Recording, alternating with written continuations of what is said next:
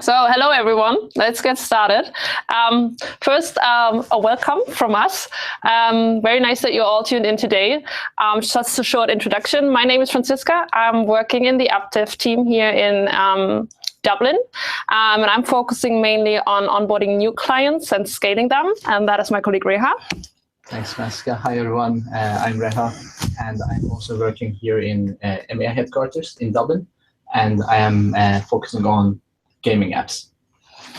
Okay, and today we're going to talk about the future of app promotion, and we're really thankful that you all took the time. We have an exciting hour ahead of us. As we already said, feel free to submit questions. The submit button is on your on the page you're registered, and we will answer them after our presentation. Yeah, and I would say let's get started, right? Let's get started. So let's quickly go to the agenda. So what we're going to talk today is, first, actually, we'd like to give you an overview of the app industry and the opportunities for app businesses to capture. So I know most of you are out there in the app business and you know a little bit about it, but actually it's quite nice to see where we stand right now in terms of facts and figures. After that, we're going to review Google's solution that address actually that evolution of the app industry and the technology behind it. And then we'll walk you through on how to find the right users for your app. And we also toggle specific strategies to acquire new users. And to wrap it up, we walk you to, we talk about how you can get easily started doing app promo with Google. And we give you some best practices and tips and advices on how to run a successful app promotion strategy. So first, let's take a step back and talk about the industry overall. I bet sometimes you wonder, are apps still a thing? And is it still right to invest in that business? Because we hear so many things on tech blogs and in the press about the soon ending boom of apps, about progressive web apps taking over, about chatbots on the rise. So to look actually at the current numbers from apps and where they stand is a good indicator to really tell what's going on. And it is true. You can see that in here, these are basically the numbers from the US of the last year, that the mobile web offers a way broader reach and touch of potential users compared to apps. But what you can also see on that slide is that the users that are acquired through apps, they tend to have substantially higher engagement. There's a number out there that says 87% of the time that we spend on our smartphones are spent within apps. And that is huge if you just think about that you also call sometimes people with your phone. So what makes the difference actually in an app customer versus a web customer? And why are apps so helpful? Well, basically, it comes down to the fact that apps are really great tools because they offer your customers or your users all-time access and, in some instances, unique functionalities. Say, for example, offline usage or storing data. But above all, apps are building usage habits. And therefore, users of your app become very loyal towards your brand and begin a relationship with the product. So apps should be seen as a very worthwhile option in representing your brand to your customers, and they are also worthwhile when it comes to making money. Because what we've seen really in the last years is that apps are becoming an important strategic pillar across all verticals when we're talking about driving revenue. So it's not only gaming apps anymore that drive the app business, it's much more. As you can see, on here, all those verticals, you can see a sizable percentage of users that have made an in-app purchase in the last 30 days. And this means that there's a massive opportunity out there for businesses across all verticals to integrate an app strategy and to grow your business. So just to summarize this very quickly, we've seen that apps on the one hand drive engagement and drive revenue. To wrap this up, let's look at the big numbers out there. Where we can really see what we're talking about. And when we're looking at those, to be honest, I guess that's when we realize how big apps really are and how they are woven into our daily lives and how massively they've grown over the last couple of years. the industry is really booming with 19 billion downloads in 2016. And that was 30% year-on-year growth, actually, in terms of downloads. Also, the revenue numbers are really impressive. So we are currently at a run rate of $89 billion. And this is projected to further grow by 100% in 2020. So there is really big opportunity out there. But there's also one number on that slide that you may see is substantially lower than the first two numbers, and that is that only 26 apps in average are downloaded on a device globally. So downloading an app is an investment for users. And we are not talking about only the data cost and the storage, but also the time a user invests today in researching an app. You can see that user expectations just became higher than ever. And the purpose of an app really plays a critical role now for the download. To summarize all of this, we can really say that apps are a big business, and apps are not going to go away. They will stay. But users have become more pickier with downloads. And that is why app promo has become way more challenging. And now we'd like to talk a little bit about why this has become so challenging to market an app. Well, it comes down to different parts. First of all, competition does not sleep. You can see that the app stores are really getting busier and busier, with over 2.2 million apps now in the Google Play Store and over 2 million apps on the App Store. So it's hard to be discovered right now.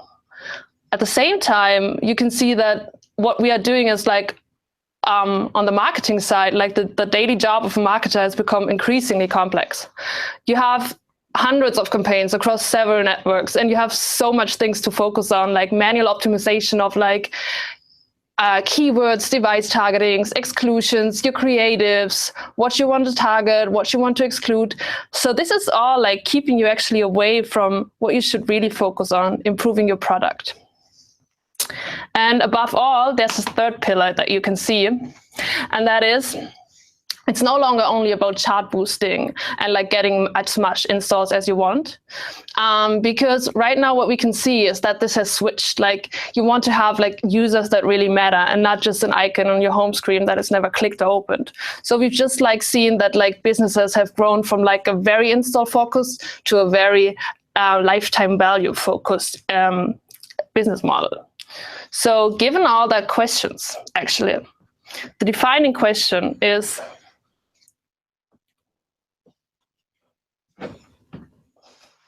how do you find the best users for your app?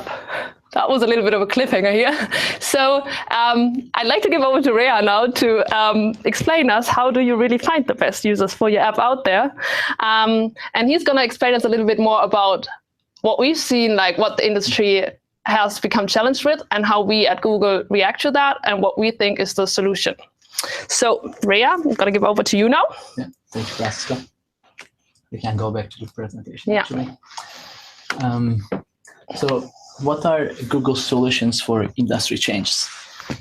And how do you answer to those questions? How do you find those users? We have been working on to tackle these changes, these questions, and we have been working to turn these into an opportunity, actually. And as Franziska mentioned, the overall landscape has been getting more complex, and on AdWords front, targeting has been getting more and more granular since it has been launched.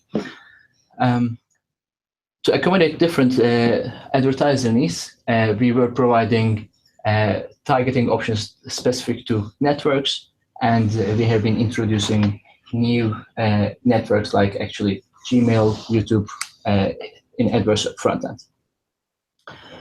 Essentially, this has been creating a bit of complexity. As both of our systems and the ecosystem has been getting more complex, we took a step back and thought about what do advertisers really want. Do they want to have more and more granular targeting, or do they want to really reach their goals with simplicity and efficiency? So with that, we introduced universal app campaigns, and we just pushed towards the simplicity. But how does simplicity work for different advertisers without granular targeting? And the answer is machine learning. In 2016, Google AI actually beat the Go World Champion. If you guys know about Go, it's a Chinese traditional game, and it is supposedly many times more complex than chess. So this is not the only example, obviously. Even before this, computers were already beating humans in chess, even in 1997. And another example that I love about is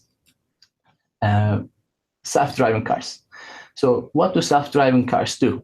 What they do is getting an input from users and then looking at hundreds of unique signals and then just bringing the user to the destination. And what we do with universal app campaigns is actually, in a way, similar to this. We get the KPIs from you, we get your objectives from you, which is the destination, and then we look at several hundreds of signals, and then we take those campaigns to their destination.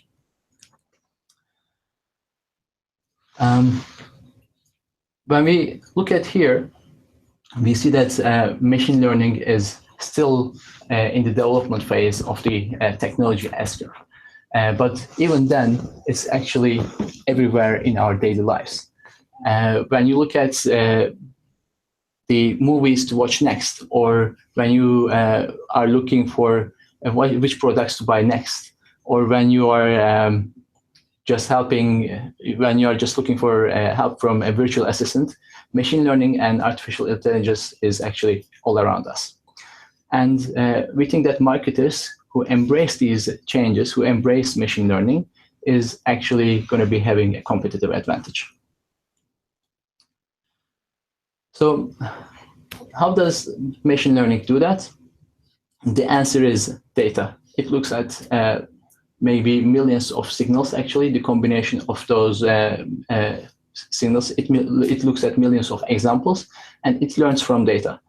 And on advertising front, this data is combination of Google data and your data. So on Google side, we have the search queries, we have the demographic information, we have the locations, we have the app usage of the user, and on your side, you have app settings, you have the value of the user and retention, etc. And the combination of these two is powerful. So to get a bit more specific, how do you find the right users for your goals, right? First, let's just talk very briefly about the life cycle of a user, and then we are just going to go through the specific strategies to acquire the users that you want. And if you see here the user life cycle, obviously a user just first of all installs your app either organically or by clicking an ad, and then that user might be just deleting the app right away, or they might be just activating it and then deleting afterwards, or they might be just regular users of the app. They might monetize well, they might become advocates of your app. So obviously a user who just deletes the app after activation is not the same with a user who uses it for several months. So here we have a Pareto distribution. We see that on average, 17% of the users are responsible for the 85% of the revenue, which is a crazy number. So it just kind of shows us once again, finding the right users for your business, finding the valuable users is critical. It is needed for sustainable business growth. If you just look at the next slide, actually. So here, with universal app campaigns, what we do is focusing on your business goal. As we have seen the initial slide, initially, the system has been getting more and more complex with placement targeting, device targeting, different creative rotation maybe, or different demographic targeting. And these were requiring retroactive analysis and manual optimization. Actually, with the Boston Consulting Group study, it was shown that maybe 80% of the time is spent with low-value operative tasks. However, the new universal app campaigns, now we are having less things to optimize for and leaving this manual part of the thing, leaving this manual side of the things to the machine learning. And what you do is just specifying your KPIs, finding the right KPIs for yourself, and then make the changes that matters for your business. So whether it may be creative changes, whether it may be ASO changes, App Store optimization, whether it may be your app improvements, obviously, and a closer connection between marketing teams and the other teams internally. And on top of all these, machine learning is doing these in real time versus people who have obviously a lag time when making all of these changes. So what do we mean by different actions? We mean obviously, for example, for a gaming company, it can be an in-app purchase, or it can be engagement, or for a retail company, it might be shopping, or looking at different estates in a real estate app. So here is a broad summary of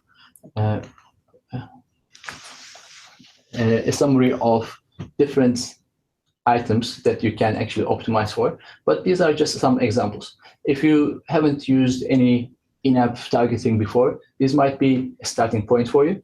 Or if you think your business is actually optimizing towards something else, some other KPI makes sense for you, just totally, we are flexible to optimize towards those goals.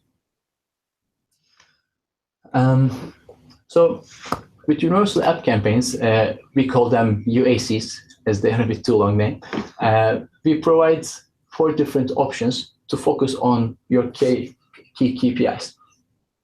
So your app might have been just launched recently, and you might be actually looking for volume, or for some other reason, you might be just focusing on cheap CPIs.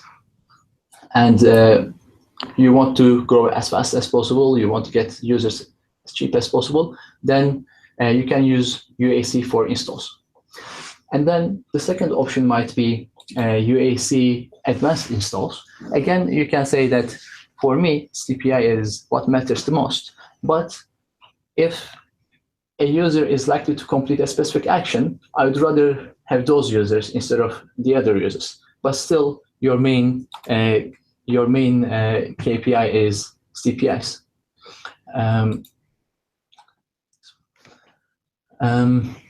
So an example of this is True Money. Actually, this is the example for just installs campaign, driving 1 million installs in 6 months at 62% lower CPI using universal app campaigns installs. And the second option that I already mentioned is advanced installs. And with this one, as I said, you can focus on users who are likely to complete an action. And an example for this is Trivago, using these type of users and improving their post-install events and increasing the high-value users by even 20%. And the third option says CPIs are not really critical for you anymore, and for you, what matters is the user's behavior within the app. You don't mind getting cheap users at all. It's a mature app. The number of installs that you get is not important for you anymore. And you might just say, okay, find me the users who are going to complete this action, and I want to bid with CPA. I don't mind CPIs anymore. And with this, you can just use Universal App Campaign's actions. And an example of this is FM Games. They've been achieving actually 26% lower CPI compared to other platforms already with Universal App Campaigns installed. And they also launched the actions campaigns on top of this. And then they've been achieving 6.5% lower CPAs, specifically with those campaigns compared to other Universal App Campaigns. And finally, we have a fourth option, which is UAC value. This is in beta. This is maybe the most advanced version. And with this one, what we say is cost per an in-app action is okay, valuable, but you might be focusing on more on most valuable users. So making an in-app purchase is valuable, okay, but a user making an in-app purchase with $100 is not the same with $1 purchase. Or a user shopping every week is more valuable than a user who is shopping once a year, obviously.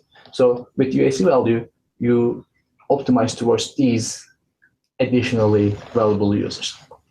And an example of this was Zynga, focusing on user actions and value, and actually surpassing their targets by 54%. And with this, I would like to hand it back over to Franziska.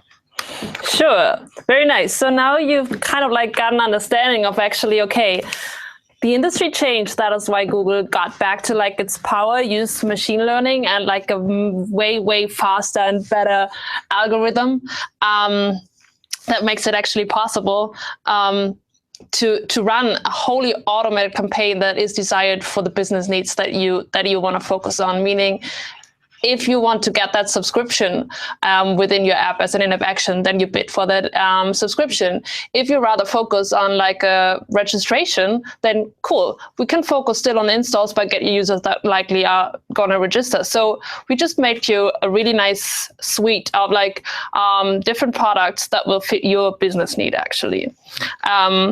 While taking away the time that you normally spend with like manually optimizing them, with like doing keyword exclusions or adding on new keywords, bidding different, all done by the machine. So, and this is why, if you go back to the slide,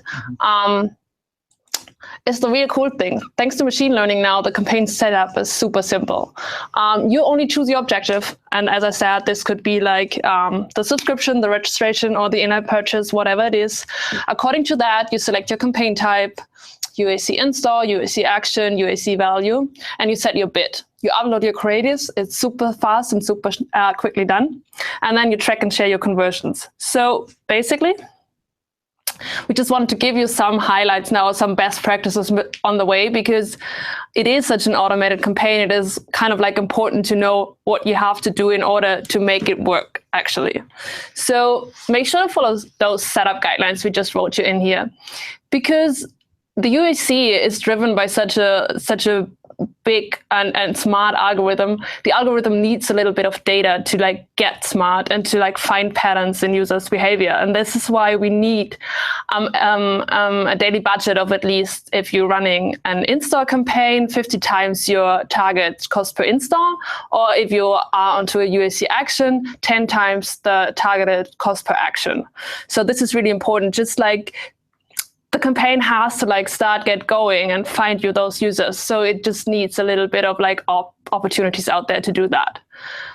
Another important thing is also don't split up regions too much, because the Universal App Campaign needs data. I mean, this goes along with the first one a little bit, but it's fine to target only New York maybe, but maybe not like tiny little towns that only have like 50,000 people living in them. So UAC won't work in here. And also because the algorithm is such a big thing that has to take so much into account and test so much, it needs a little bit of time until it's performing at its fullest. So give the system up to 14 days to perform accordingly, and half the time, and bear with it. Coming now to the best practices for creatives. And this is really the one thing where you could like also really invest efforts in, because that is your driver to like optimize the campaign. We've given you some options, so really I would say make full use of all what you can do. We have 4 lines of text, do all of them. These should all be like standalone text, so no matter in which order they will appear, they should like make sense to the user, and they should like really deliver the message of your app. Like, think about what really catches the user and why the user should download it, because we've seen that earlier. It's hard to download an app, and it is investment nowadays. Next thing is like, you can download up to 20 videos, which means like you can really like test here big time. I mean, you can upload a short one, you can upload a long video, you can upload a funny, a cool one, you can upload an informative video. You have so much like options here to just like find out what actually is what users are looking for, and the machine will do it for you. But here's the option to do it. Same goes for images. We have like different sizes of images, from like interstitials to native ads to really small banners. You can even upload GIFs. I mean, there's just like way opportunities out there for you as well. Upload them, the machine will do the rest and tell you what is working and what is not working. In terms of tracking, we also have a couple of advices for you on that topic as well. So first thing is, we would really advise you to track in-app events from the beginning, because Reha was earlier talking about the app lifecycle, and this is just like users can drop off at so many points during using your app. And when you track in-app events from the very beginning, you can really see patterns, and you might see where is the spot that might need a little bit more, might need to be a little bit better like taken care of, because that's when users are dropping off. But you could also see like, oh my God, maybe that event could be the one that I should like really target to, because that is like crucial. Always also a good advice is, I think, to test different events. Like, maybe it is not the in-app purchase in the end that will make you be like the best performing campaign, but maybe it is even the sign up for something. So really like be creative there.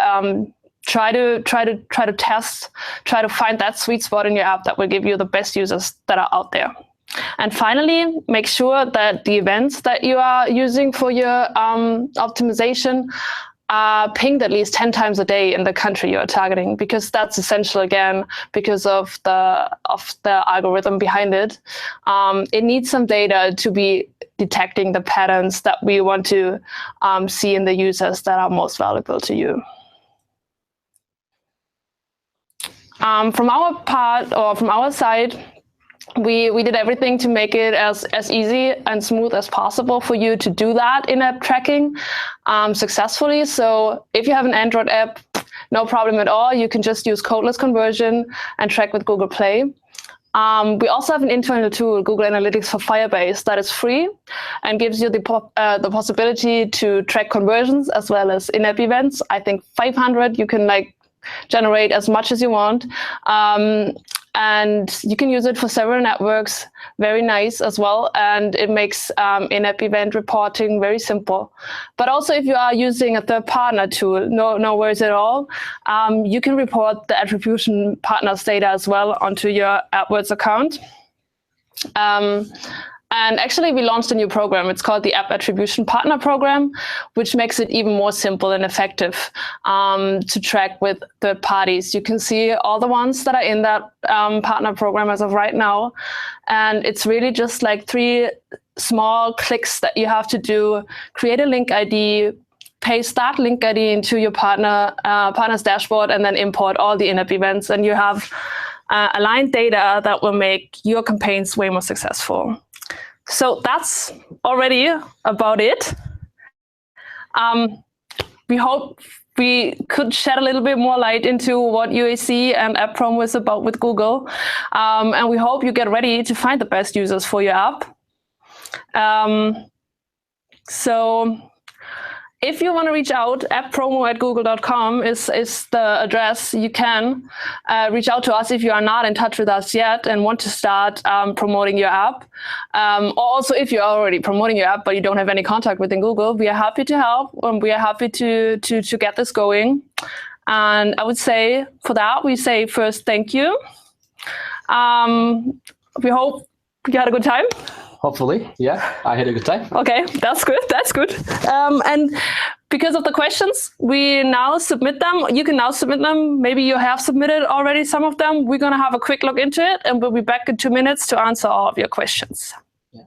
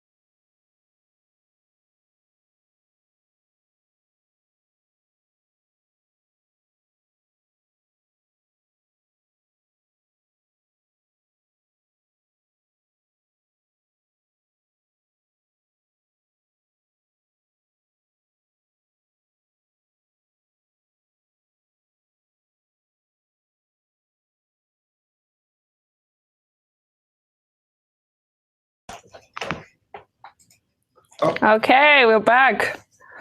So we've gotten a couple of questions, all a little about what we hear often actually. So the first one was that USC is such a black box and that it's really hard to optimize. So how can you optimize, or what can you actually do when you cannot really see what's going on behind the USC algorithm?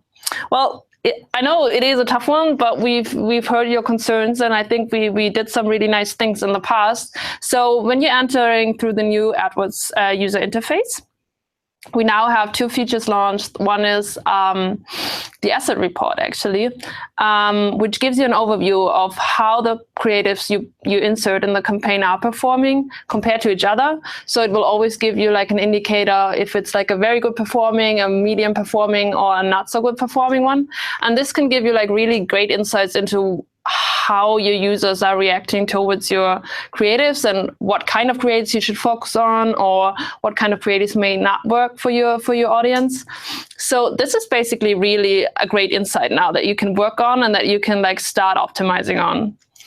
Additionally, we also added the negative keyword section. So you can now, if you have like really brand safety issues, or you just know that there are keywords you were always like getting very bad installs from like former search campaigns, you can now add those to the negative keyword section and make sure that you are not placed at those placement or those keywords or along those topics. So these are 2 things that will make it way more easier for you to optimize and are hopefully the beginning of a more trusted relationship with the algorithm. Yeah. Another question for you, Reha, maybe. Yeah, sure. This is actually kind of similar. Will there be more options to target manually in the future?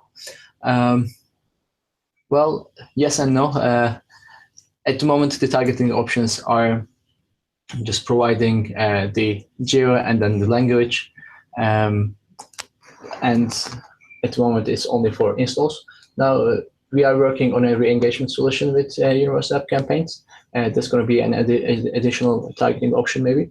And aside from that, we are actually suggesting to use different in-app events to be able to reach to different targets and to achieve the different targeting options. As I mentioned during the whole talk, actually, these different in-app events are just the input, the targeting option that provides the results that you want. And the system is going to learn from those inputs to be able to achieve the targeting that you want to have, actually.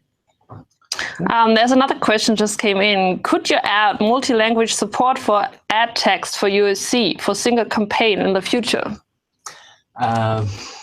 That's a nice ask, actually. And we do not have an answer for that at the moment, but we will sure pass this along to the product teams. Yeah, and I know this is maybe a great ask, actually, because I know that this is like the one thing that is still out there. So that is what you really have to do. You have to translate it, and you have to make sure you can target every other country. But yeah, that would be actually a great add-on. Just a note, your account manager might be able to help you with the translations at the moment. Even though you need to create different campaigns, ask your account manager to help you with at least the languages that you have at the moment, and then we can just help you export to different countries. We can at least make it a little bit easier for you. That's a good thing as well. So reach out to us. We are here. We are happy to help. And yeah, we have some tools maybe to make that a little bit easier for you. So as long as you did not reach out yet, make sure to do that. And then you have maybe a contact at Google who will be happy to assist you on that. One thing that we haven't mentioned so far that I wanted to mention is on the page you're just listening to the live stream, you can actually request the slides in the recording. So if you want to do that, feel free to do that and like just listen to it again, or just like have the slides there if you have any questions, or if any questions are still unanswered. Also as well, like you have the contact email in there as well. If you have any questions after this hangout, feel free to reach out to us anytime. We're happy to help. And just let me check if there is anything left from like the question side, but I don't think that there are any more coming in right now. Yeah, and in the meanwhile, requesting for the slides is going to enable you to get future app-related news from us. Yeah, that is true. Forgot about that. Perfect. So I hope you learned a little bit more about how Google is tackling the evolution of the app industry promotion landscape. And I hope you got some question marks erased from your head. Reha and I say bye-bye and hope to see you soon. Thank you very much. Bye-bye.